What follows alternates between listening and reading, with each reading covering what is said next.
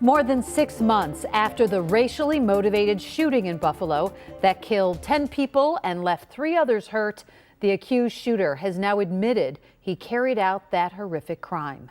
Good evening, I'm Mary Alice Demler. Hello again, I'm Scott Levin. Today's guilty plea means that Peyton Gendron will be spending the rest of his life in prison regardless of what happens with his federal case. Well, here are the 15 state charges he admitted to today. They include the state's first ever conviction of first-degree domestic act of terrorism motivated by hate.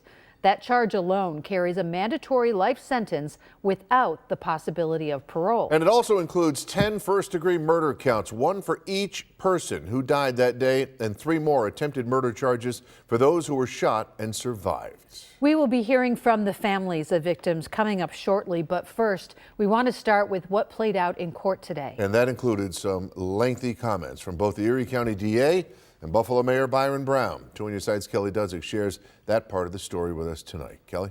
Well, Scott and Mary Alice, the press conference lasted for more than an hour as Erie County District Attorney John Flynn laid out some of the evidence they had against the shooter, going through an exact timeline of who was shot and where on their bodies they were shot. Cameras were not allowed inside the courtroom today, so this is just file video from our archives. Flynn also talked about how everything was on video that Peyton Gendron streamed online and on the store's security cameras. Once the shooter got to Tops, the shooting lasted a little more than 2 minutes. Flynn also talked about the 19-year-old's 180-page document outlining his plans posted online right before the attack.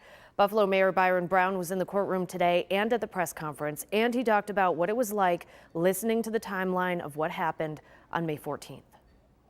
It was very, very painful to hear.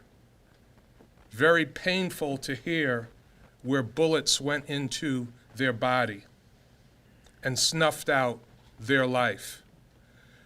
We continue to pray for the families of the victims, the families of the survivors, the workers, the shoppers at Tops, the members of this community.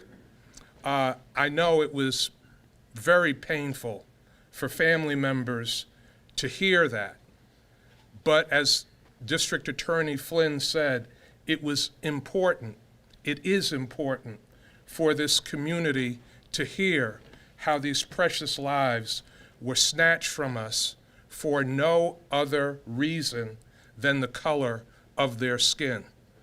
The mayor then went on to call for an assault weapons ban. The defense attorneys representing the shooter read a brief statement before the DA, mayor, and police commissioner all spoke, but they would not answer any questions from the media citing that ongoing federal case.